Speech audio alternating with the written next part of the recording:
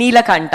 So actually ఈ month నిన్న మేము ఇంటర్వ్యూస్ చేస్తున్నప్పుడు కూడా చెప్పారు, ఈ మంత్ అంతా శివుడి మూవీస్ చాలా వచ్చాయి. నీలకంఠ అంటే కూడా శివుడి గురించి, శంబాల ఇస్ శివుడి గురించి, జటాధర వచ్చింది, ఇట్లా చాలా వచ్చాయి శివుడి గురించి. సో శివుడు చిదానంద రూపం, శివోహం శివోహం అంటూ ఉంటాం మనం. శివుడికి శివపురాణాల్లో చాలా స్టోరీస్ ఉంటాయి.